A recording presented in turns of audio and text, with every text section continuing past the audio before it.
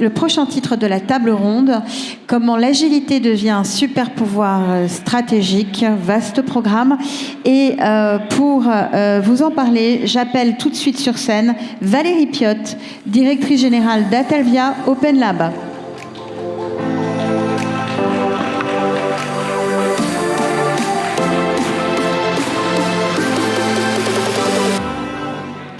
Bonjour à tous. Bonjour à tous et bienvenue.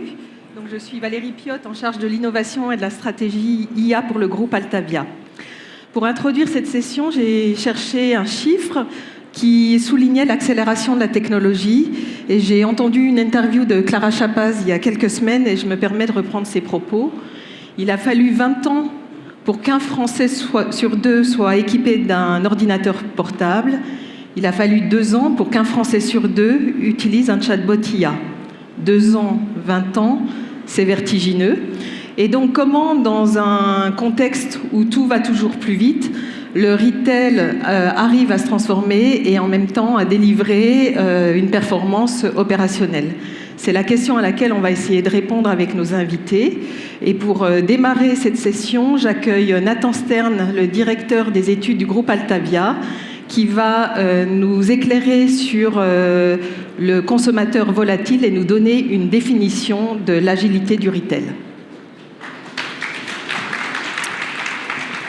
Bonjour à tous. Merci beaucoup Valérie pour cette introduction.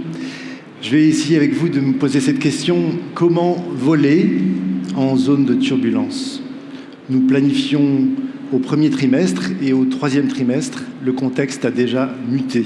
Les comportements clients se renversent désormais en quelques semaines et les préférences se réécrivent parfois en quelques jours. Et en tant que directeur des études, qu'est-ce que je peux apporter alors que le temps de conduire une étude, elle est déjà en partie caduque au moment de sa sortie? À moins que l'on ne puisse revoir notre approche des études et faire le nécessaire pour que chaque interaction avec un client soit une source d'enseignement, qu'il y ait une composante d'étude dans chaque acte de commerce, quelle que soit son échelle. Et finalement, quand le consommateur peut changer chaque jour, c'est peut-être chaque jour que l'on doit mettre à jour le modèle que l'on a de son comportement. C'est à cette condition que le commerce peut faire de l'agilité un super pouvoir stratégique. Et donc c'est cette vision d'un commerce qui n'a pas peur d'un consommateur qui mute toujours plus vite que je voudrais vous présenter. Je voudrais commencer par me demander si cette volatilité est vraiment nouvelle dans le champ du commerce. Parce que c'est peut-être quelque chose qu'on entend depuis toujours. Alors le fait qu'a évoqué Valérie me paraît être le fait le plus producteur de conséquences disruptives.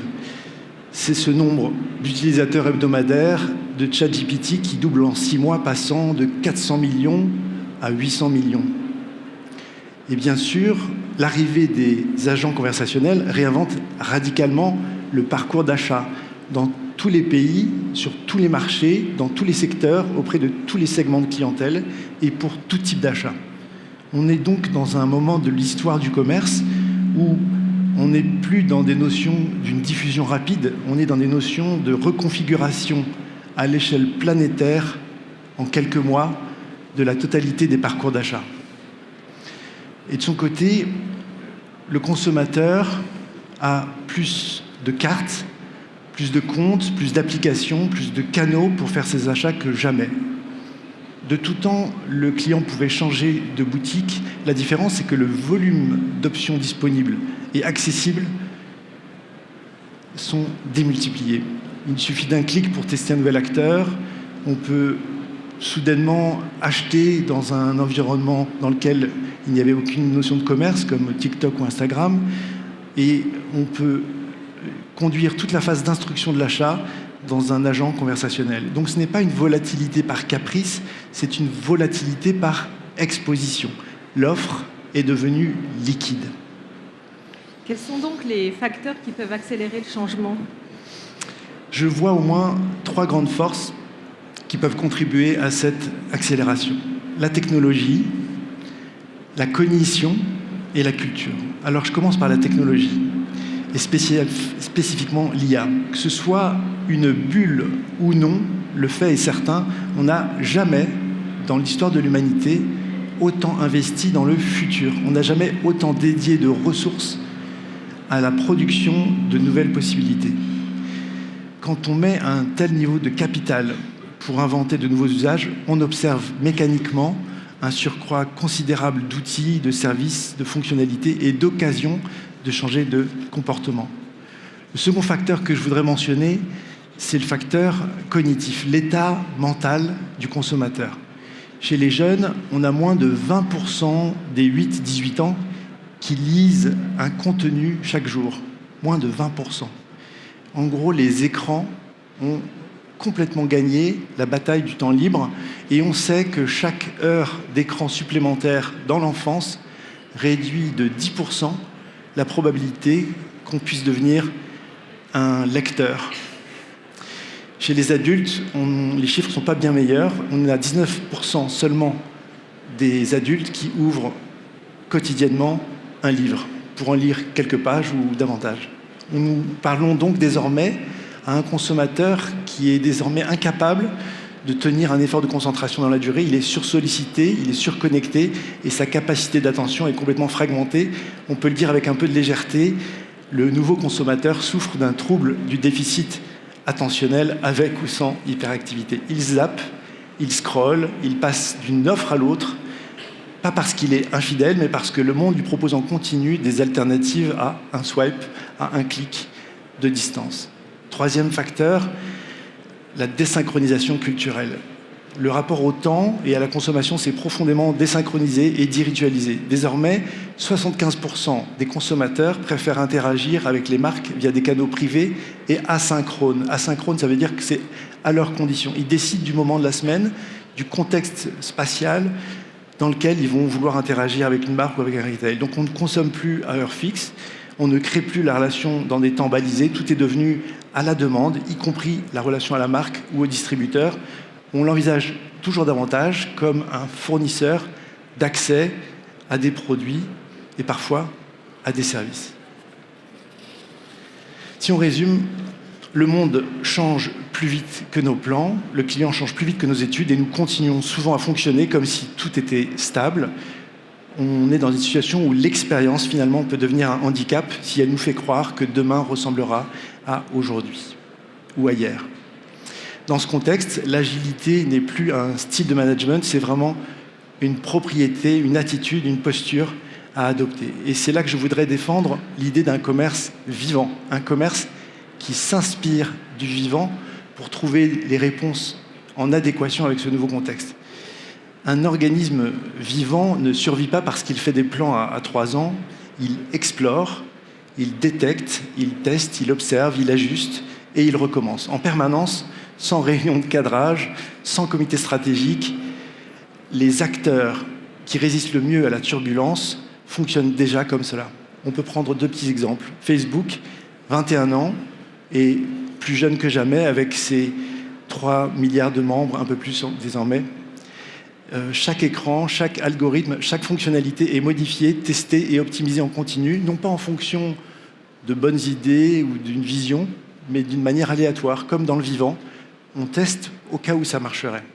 De même, Amazon, 30 ans, toujours en expansion. Amazon ne cherche plus la bonne idée, il épuise systématiquement le champ des possibles comme un écosystème qui teste des mutations en continu sans forcément avoir de vision court terme ou moyen terme, simplement itérer indéfiniment à la recherche des opportunités.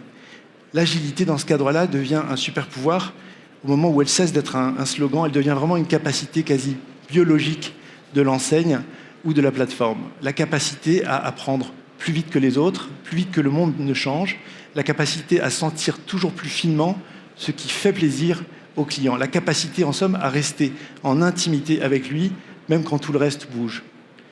Donc Nathan, pour terminer, comment concrètement, quelques tips, gérer ce commerce vivant, s'il te plaît? Avec plaisir. Donc pour faire vivre un commerce vivant, je crois qu'on peut s'appuyer sur 4 leviers. Premier levier, l'exploration systématique des opportunités. On ne cherche plus à résoudre des problèmes, à relever des défis, on cherche à ne pas tester des idées qui nous paraissent intéressantes. On ne veut plus être le goulet d'étranglement de cette créativité. On teste tout ce qu'on peut tester au cas où ça nous apprendrait quelque chose, au cas où ça marcherait, au cas où ça nous apprendrait quelque chose sur ce qui peut plaire aux consommateurs. Et si on appréhende le réseau de magasins comme un organisme, on peut envisager chaque point de vente comme un organe et chaque interaction avec un client comme une occasion d'essayer quelque chose. L'idée n'est plus on lance un projet une fois par an, mais on mène des micro-explorations en continu avec chacun de nos clients. Second levier, la mise en place d'un cadre d'observation passive. Désormais, les systèmes de caisse font de chaque magasin, comme de chaque site marchand, un petit laboratoire, et toute expérimentation peut instantanément livrer son surcroît de revenus ou son surcroît d'enrichissement ou d'insight. Mais on peut bien sûr enrichir ce cadre d'observation en multipliant les outils d'observation passifs. Troisième levier, la multiplication des micro-expérimentations documentées. Concrètement, à quoi ça ressemble à une micro-expérimentation ? Ça peut avoir un caractère aléatoire, et je vais prendre 2 exemples à dessin qui peuvent paraître anecdotiques et qui ont tout changé. Chez Starbucks, par exemple, la dissociation du flux rapide des commandes et du flux plus lent des préparations a permis de passer à 0 le nombre de clients qui renonçaient à leur boisson parce qu'il y avait trop d'attentes, ils avaient déjà payé. Et l'impact est évidemment majeur. Deuxième exemple, des études récentes montrent que des miroirs de réalité augmentée mis dans la vitrine induisent jusqu'à 3 fois plus de trafic en magasin que des vitrines statiques. Les consommateurs qui s'y regardent ont 20% de chances supérieures de plus de passer à l'achat. C'est une mutation locale, testable, mesurable, et évidemment ça paye. Et ce sont exactement le type de micro-expérimentation qu'un réseau peut conduire en parallèle dans un grand nombre de magasins en comparant à un groupe contrôle, puis décliner les expérimentations concurrentes. 4e et dernier levier, la réplication de ce qui nourrit l'écosystème. Dans un organisme, toutes les mutations ne sont pas conservées. Il en va de même dans un commerce vivant. Une mutation qui augmente l'agrément ou qui augmente le revenu généré pour le retailer peut être comparée à un nutriment et elle va alimenter le prochain expérimentation. Donc cette agilité du commerce, on peut la mesurer, on peut compter le nombre de micro-tests par semaine, le nombre de collaborateurs habilités à proposer un test, le délai entre la mise en œuvre et l'obtention des résultats.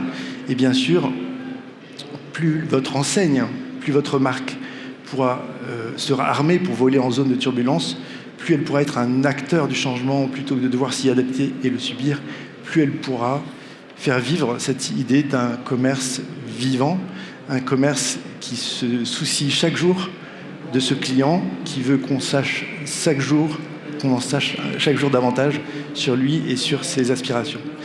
Je vous remercie. Merci Nathan. J'invite désormais Sidney Palti, directeur général du groupe Altavia, à me rejoindre ainsi que nos invités. Nous allons voir comment Vincent Doumer, directeur général de Franprix, Tina Cadierno, directrice générale du groupe Rétif, et Claire Sidonier, directrice marketing, data et expérience client de Carrefour Service, arrivent à manager ce commerce vivant et à faire preuve d'agilité dans ce contexte de turbulence. Bonjour à tous et merci à nos invités d'être parmi nous aujourd'hui. Peut-être pour commencer, si vous pouvez nous dire 2 mots sur qui vous êtes, alors vraiment en 1 minute, et puis peut-être quel est votre enjeu majeur. Tu peux commencer, Tina. Bonjour à toutes et à tous, je suis Tina Cadierno, directrice générale du groupe Rétif. Rétif est un groupe spécialisé dans la distribution B2B depuis 60 ans et j'ai rejoint le groupe l'année passée pour engager un plan de transformation massif de l'ensemble du modèle. J'ai aussi œuvré au sein de maisons comme Carrefour et Fnac qui, elles aussi, sont concernées par des enjeux de transformation importants. Bonjour, Vincent Doumer, directeur général de Franprix, avec donc Franprix, un des leaders de la proximité alimentaire en ville, donc très orienté proximité bien évidemment. L'enjeu principal pour Franprix, et je fais le lien avec la présentation de Philippe Aladi ce matin pour ceux qui l'ont écouté, c'est le déroulement et la mise en place du plan Renouveau 2030 pour Franprix, qui s'oriente vers une vraie stratégie de B2B2C. Je reviendrai là-dessus tout à l'heure, mais qui est un vrai enjeu culturel de retournement de la façon dont on travaille avec nos franchisés, avec nos équipes. Et voilà l'enjeu majeur aujourd'hui, en tout cas, sur Franprix. Bonjour, Claire Sidonier. Donc moi, ça fait une 20aine d'années que j'évolue dans le retail, dans plusieurs secteurs d'activité.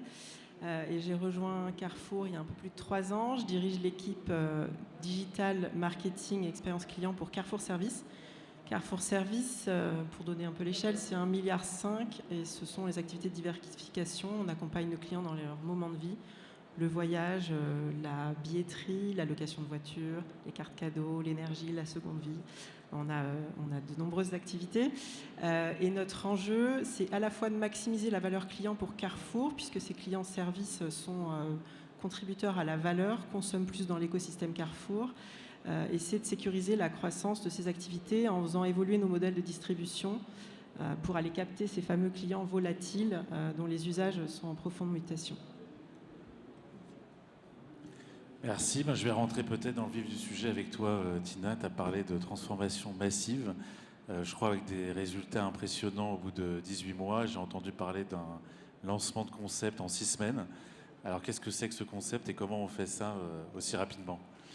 Alors peut-être pour resituer un point de contexte de Rétif. Rétif, c'est une entreprise française qui est installée dans 7 pays en Europe et nous avons un réseau de distribution omnicanal, donc 90 magasins. Nous avons également une plateforme e-commerce qui détient aussi une marketplace, la première qui a été créée dans notre univers B2B avec Miracle il y a 11 ans. Donc un volet en fait innovant. Et nous avons également dans notre réseau de magasins des franchisés aussi que nous devons faire évoluer. Donc ça, c'est notre contexte, je dirais, opérationnel, le modèle commercial sur lequel en fait nous travaillons. Le grand enjeu pour la maison Rétif aujourd'hui, c'est de réinventer notre modèle opérationnel et commercial à l'aune des grands changements. Enfin, des grands changements. Je dirais que finalement, le commerce, sa nature, c'est quand même le changement depuis des millénaires. Donc, je pense qu'aujourd'hui, ça s'accélère et nous devons nous adapter. Donc, et nous devons adapter le modèle opérationnel et notre manière également d'adresser la transformation des magasins. Et nous savons que les magasins, c'est quand même pas ce qui est le plus agile par nature en termes de changement. Donc, dans le plan Rétif 28, nous avons un volet très important sur la transformation du retail, donc magasins, les intégrer en fait notamment. Nous avons des surfaces plus ou moins grandes, je dirais oui, plus ou moins grandes d'ailleurs, avec des enjeux de reformatage, donc probablement de contraction en fait des surfaces de vente, puisque alors je pense que tout le monde subit cette année malheureusement une baisse de top line. Enfin, ceux qui sont en progression, je serais ravie d'avoir des recettes, mais en l'occurrence, je pense qu'on est plus dans une logique de baisse de top line, moins de trafic, moins de valeur en fait qui se crée, c'est une réalité. Et en parallèle, quand on gère des magasins, il y a quelque chose qui ne baisse pas, c'est les coûts d'exploitation, l'augmentation des loyers, le coût de masse salariale, etc. Donc l'enjeu, c'est d'imaginer et de poser vraiment un modèle opérationnel de magasin qui soit adapté évidemment aux besoins de nos clients, qui sont des clients B2B, donc avec un niveau de besoin et d'attention sur le sur-mesure, sur la qualité de service, sur l'accueil qui est encore plus exacerbé que dans l'univers du B2C. Alors déjà en B2C, il y a beaucoup d'attentes, mais en B2B, l'enjeu est très clairement bien au-dessus. Et donc aujourd'hui, ce fameux magasin dont tu parles, Sydney, qu'on a imaginé en effet livré surtout en fait en 6 semaines, c'est un format compact, 450 mètres carrés, en sachant que les magasins Rétif, ce sont des surfaces d'à peu près 1200 mètres carrés. Donc c'est 3 fois moins de surface. Ouais. Donc comment nous arrivons à développer un trafic, une valeur de magasin qui soit économiquement viable, tout en présentant, je dirais, le nectar de la proposition produits et services de l'enseigne. C'est tout le challenge. Donc nous avons conçu un concept que j'appelle le petit musclé ou le compact Rétif New Generation, parce que c'est comme ça que le plan de transformation s'opère aujourd'hui chez Rétif. Et donc nous avons réussi à imaginer ce concept qui porte également un enjeu de partenariat avec une enseigne qui s'appelle Promocash. Et donc grâce à ce magasin, donc Rétif à Voiron et en association avec notre partenaire franchisé, nous avons lancé le premier retail park B2B de France. Il existe beaucoup de retail park B2C, nous le savons, c'est un peu l'enjeu du retail. Et donc le point pour nous, c'est pas tant de tout proposer sous le même toit, c'est surtout de proposer les meilleures solutions B2B sur le même parking à l'ensemble de nos clients de proximité. Donc c'est ça la force, je pense, aujourd'hui du retail, en tout cas du modèle que nous sommes en train de réaliser. Alors, il va quand même au forceps. Enfin, quand on lance un magasin en 6 semaines, ça veut dire que forcément, on tord assez drastiquement la manière d'opérer habituelle. Donc, on change les habitudes. C'est clair, c'est des grands changements qui impactent les équipes, mais nous avons aussi travaillé avec un partenaire franchisé qui est un vrai entrepreneur. Je pense que la culture aujourd'hui de Rétif est bien celle qui s'ancre dans l'entrepreneuriat, et c'est ça aussi qui nous permet d'agir vite, en agilité. On a entendu parler tout à l'heure, évidemment, c'est un peu c'est cœur, être agile, s'adapter, et tout en étant focus sur le delivery, la séquence en fait delivery qui est importante pour nous. Donc c'est un vrai succès pour nous aujourd'hui. Les clients sont extrêmement contents parce que nous arrivons à leur faciliter leur vie.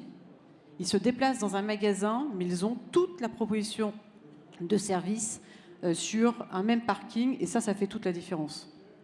Merci. Alors justement, en parlant du client, je ne pouvais pas ne pas te poser la question sur l'utilisation de l'intelligence artificielle. Est-ce que c'est quelque chose de concret chez vous? Et c'est quoi vos stratégies d'implémentation? Alors oui, dans notre plan Rétif 28, nous avons 6 axes stratégiques qui sont fixés clairement, et au travers desquels en fait, nous avons établi une feuille de route. Et donc nous avons un pilier stratégique orienté tech, data, IA. Alors, je vous avoue que quand je suis arrivée l'année dernière, parler d'IA alors qu'on n'avait pas encore adressé la refondation de la maison, c'était un peu prématuré. Mais aujourd'hui, ça y est, nous avons lancé en fait un chantier dédié à l'accélération technologique et à l'usage en fait de l'IA sur 3 grandes dimensions clés. D'une part, l'IA en termes de use case sur des accélérateurs business, puisque nous pouvons, grâce à l'IA, aller chercher de la valeur incrémentale d'un point de vue business. Je vais vous donner un use case juste après. Le deuxième point est orienté sur la satisfaction client, en tout cas la maximisation de la qualité de service client et de la satisfaction. Et enfin, le troisième point, quand nous transformons une entreprise dont un principal objectif est d'abaisser le point mort, forcément, l'efficacité ou l'efficience opérationnelle est clé, et ça fait partie de la refondation du modèle. Et donc aujourd'hui, nous avons plusieurs use cases qui se tournent chez Rétif, dont nous sommes assez contents, puisque nous les avons lancés en mode hyper rapide. Chez nous, c'est le mot-clé, hein, c'est rapidité, efficacité. Et donc, notamment, nous avons lancé des agents conversationnels qui ne font pas de la relation client, en fait, qui appellent nos clients directement. Et c'est devenu un canal de vente complémentaire au magasin, à l'e-commerce, bien sûr. Et c'est en moins de 5 semaines, 4 semaines aujourd'hui, plus de 600 000 € de chiffre d'affaires réalisé incrémental. Et alors, moi, ma principale question ou inquiétude, enfin je peux parler d'inquiétude au démarrage, c'est de me dire, attention, si on fait appeler des agents conversationnels IA, donc, qui appellent en fait nos clients, hein, des VIP et bien d'autres, quelle va être la perception de nos clients? Est-ce qu'ils vont apprécier? Comment ça va être perçu? Ça, c'est un vrai enjeu. Eh bien, nos clients sont extrêmement contents parce qu'ils n'ont jamais eu autant d'appels. Alors, de Rétif, ça c'est sûr,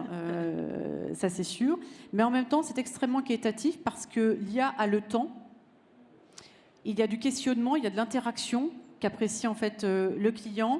Et lorsque le client veut aller plus loin, nous sommes capables d'aller en niveau 2, et donc ce sont nos équipes opérationnels qui peuvent prendre la relève. Donc ça, c'est un exemple, mais nous avons d'autres exemples en cours sur la génération de contenu automatisé via IA, notamment pour servir des enjeux alors de SEO. Vous savez tous que nous subissons tous la contre-performance en fait du SEO, et nous avons engagé d'ores et déjà chez Rétif un projet en War Room autour du GEO, parce qu'il faut être certes SEO-friendly, mais maintenant nous sommes aussi sur des enjeux de GEO, puisque nous avons également beaucoup de trafic émanant des LLM déjà chez Rétif, et c'est vraiment un virage qu'il ne faut pas louper. Alors, ce sont 2 cas, mais nous en avons un certain nombre d'autres, et il y a une cellule que je viens de monter et qui vise justement à nous permettre de prioriser des use cases qui vont nous permettre de nous améliorer très vite, durablement, pour réinventer en fait le modèle.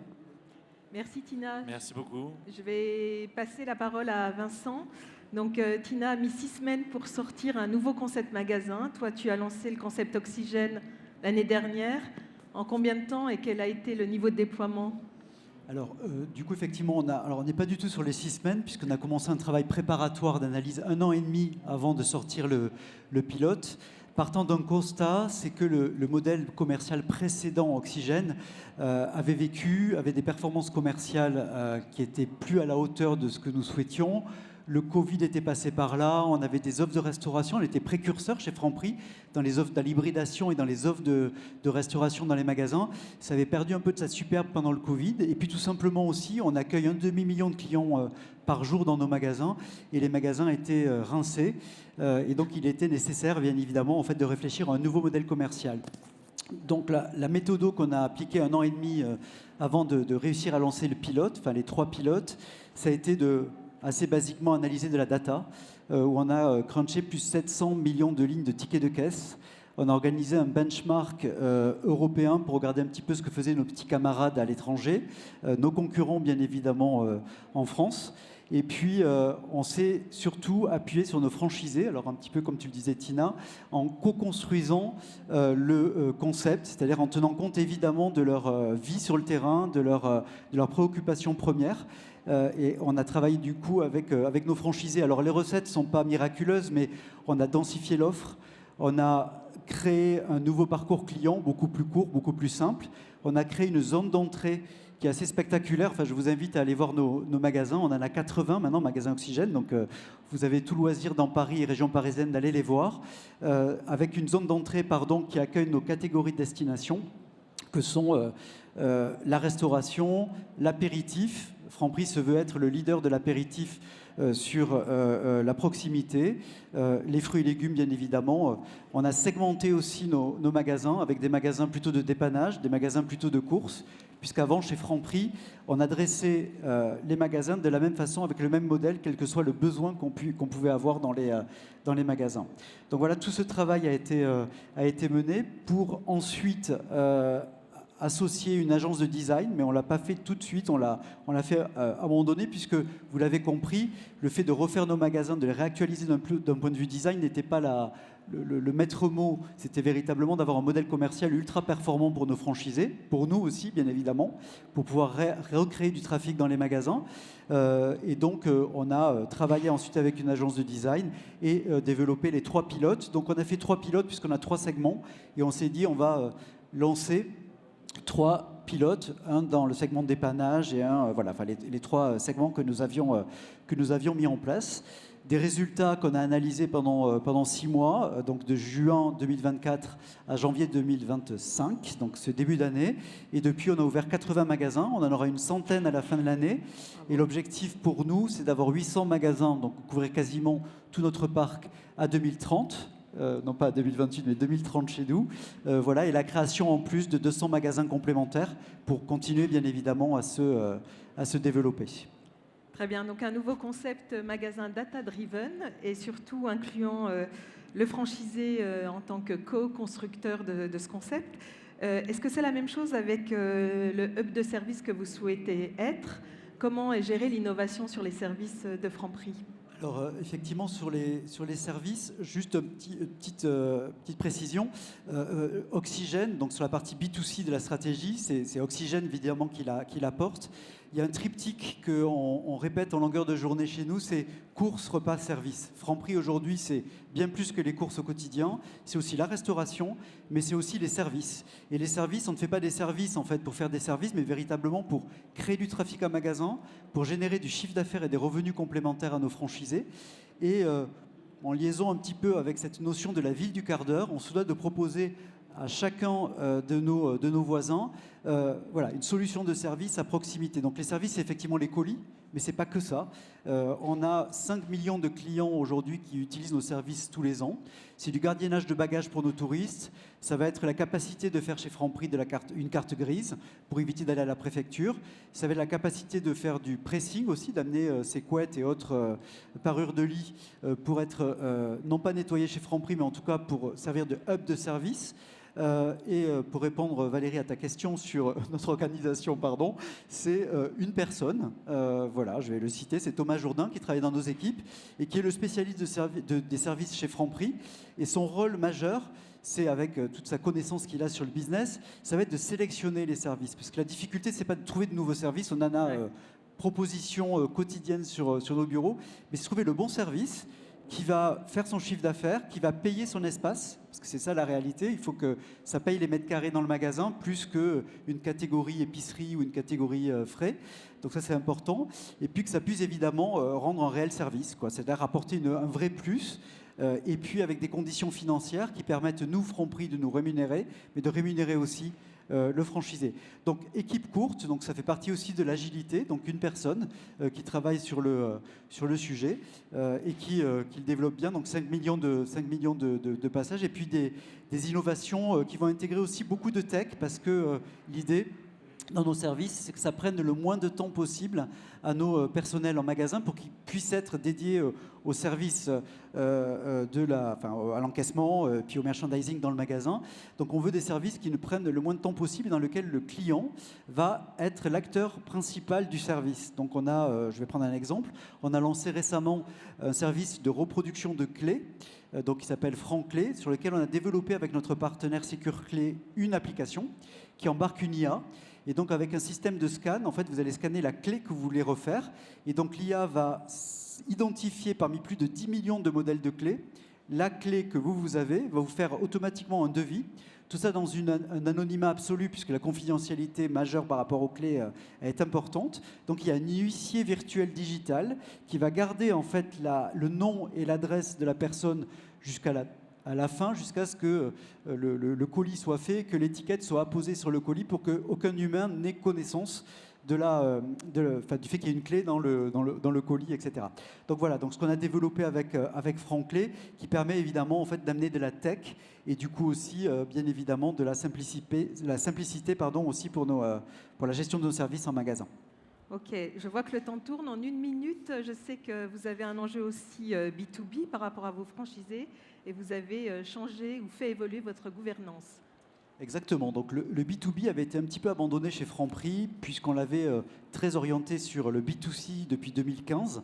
Et en réalité, le B2B est l'acte fondateur de Franprix. Franprix a été créé, c'était une offre de grossiste au départ, c'est-à-dire vendre des produits pour alimenter des magasins.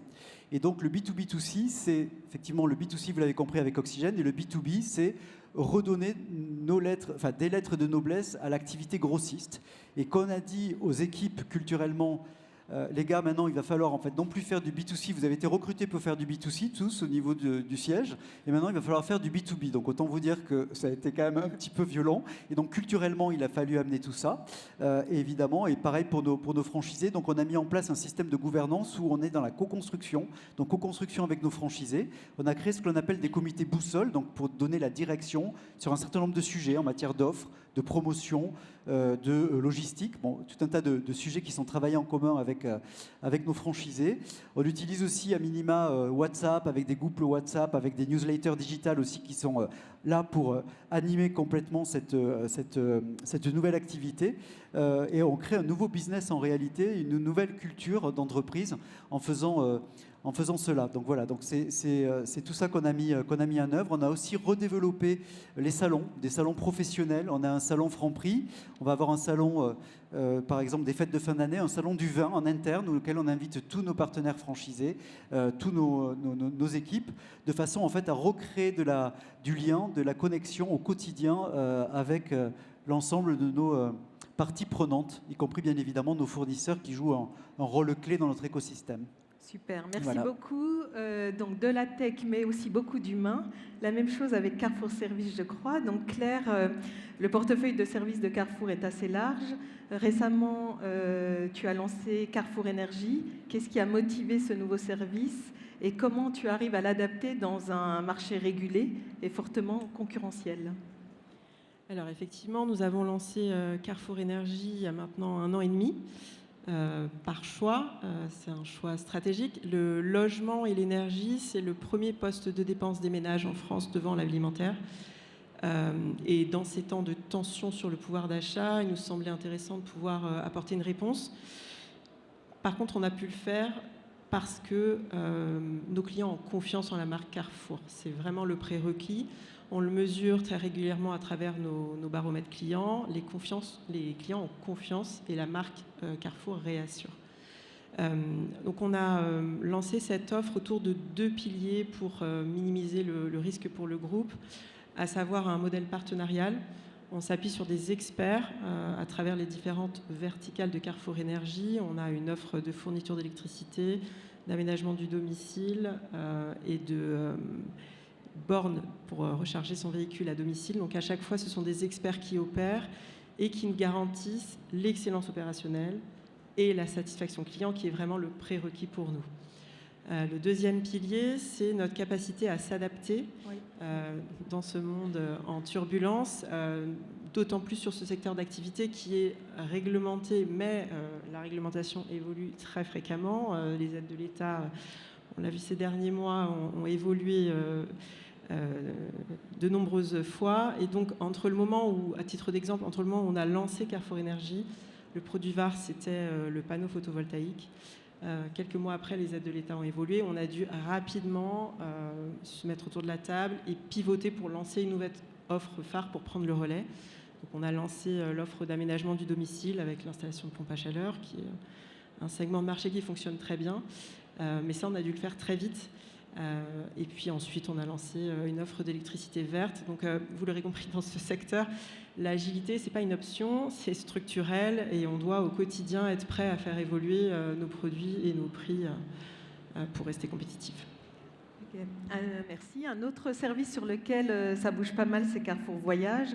On sait que les requêtes voyage dans les LLM, c'est assez fort. Donc, comment tu as adapté ton offre pour rester proche de tes clients et surtout en réponse à ces nouveaux comportements?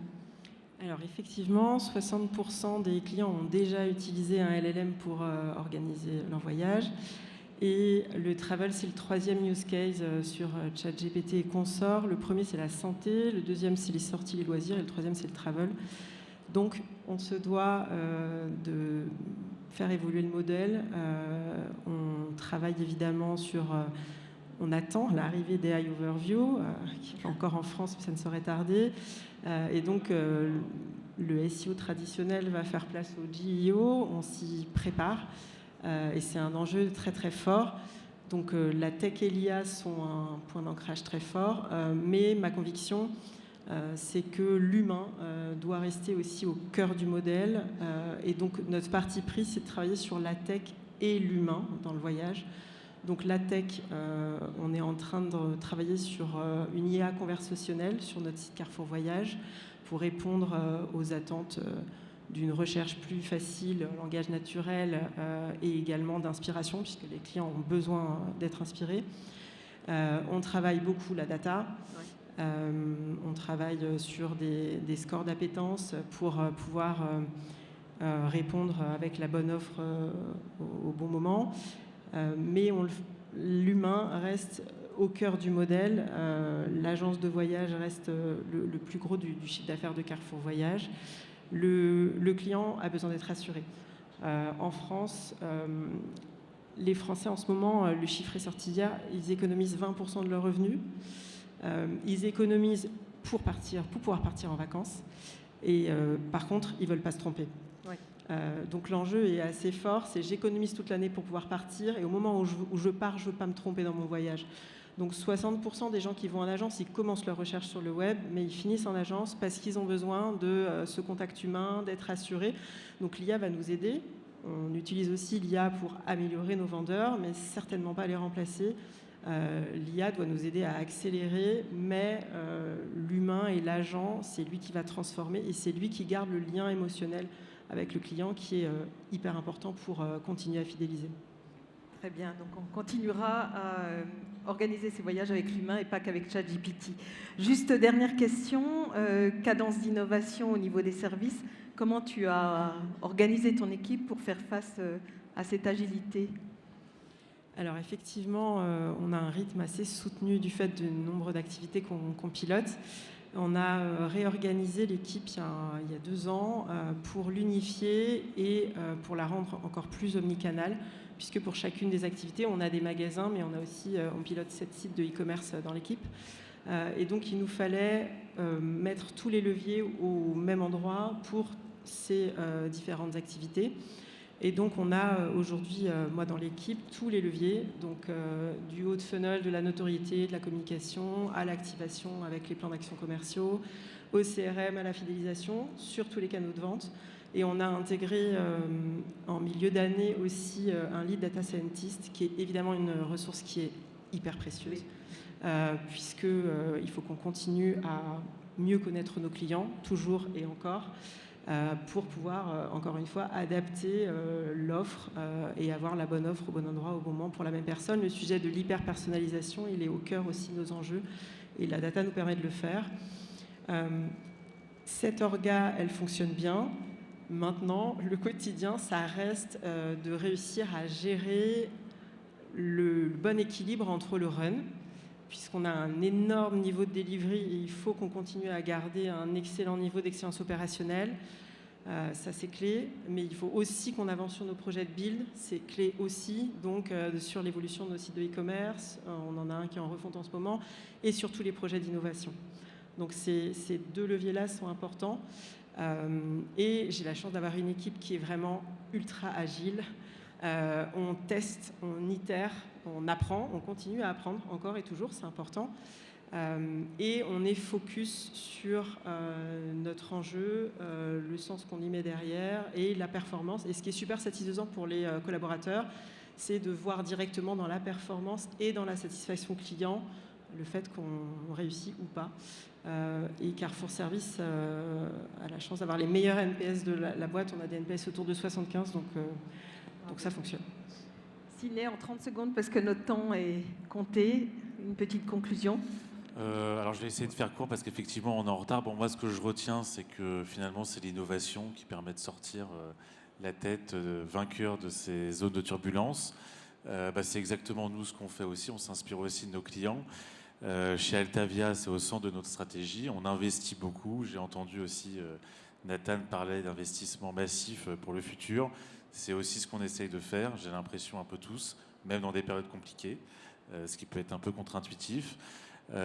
Écoutez, moi je vous propose de nous retrouver sur notre stand, qui est le C87, où on parle d'innovation, on montre ce qu'on fait aujourd'hui en investissement, du retail média, de la performance marketing locale, la digitalisation du marketing offline, et puis pas mal d'autres choses aussi. Merci beaucoup à tous, merci de votre présence, et puis merci à vous pour votre attention. Merci beaucoup. Merci.